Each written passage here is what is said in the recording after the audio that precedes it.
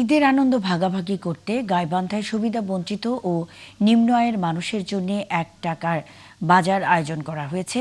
প্রতিটি পরিবার ১ টাকার বিনিময়ে চাল, ডাল, চিনি, সেমাই, দুধ, আলু, মুরগি সহ ১৮ ধরনের পণ্য সংগ্রহ করতে পারছে। সহকর্মী শামীম আল শাম্মুর তথ্য ছবিতে প্রতিবেদন। গাইবান্ধা জেলা শহরের স্বাধীনতার রজত জয়ন্তী বালিকা উচ্চ বিদ্যালয় চত্বরে এই অস্থায়ী বাজারের আয়োজন করা হয়। বিভিন্ন কলেজ ও বিশ্ববিদ্যালয়ে অধ্যয়নরত শিক্ষার্থীদের সম্মিলিত সংগঠন আমাদের গাইবান্ধা কয়েক বছর ধরে এই বাজারের আয়োজন করছে। প্রথমবার আমরা যে যতজন পরিবারকে দিয়েছি আস্তে আস্তে ক্রমাগতভাবে এটা বাড়ছে। গতবার যেমন আমরা প্রায় 200 পরিবারকে দিয়েছি, এবার 250 পরিবারকে দিচ্ছি। একটি বিকল্প পন্থা বলতে পারি এটাকে, যে ১ টাকা প্রতীকী মূল্যে তাদেরকে সসম্মানে তাদেরকে এই অনুভূতি দিয়ে যে আপনারা আমাদের কাছ থেকে কিনে নিচ্ছেন। এটা আমরা বিগত 6 বছর ধরে করে আসছি।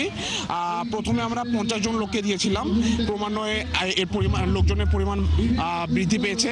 একটা পরিবারে খাওয়ার জন্য যা কিছু লাগে আমরা তা দেওয়ার চেষ্টা করেছি। এলাকার 250 জন সুবিধাভোগী মানুষ এই বাজার থেকে পণ্য সংগ্রহ করছেন। খুবই ভালো লাগছে।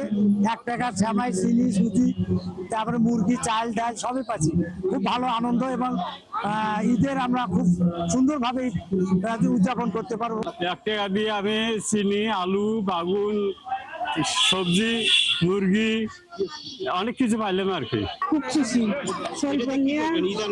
ঈদ আনন্দে বাচ্চা কোচ্চা নিয়ে সুখ শান্তি করে খাবো।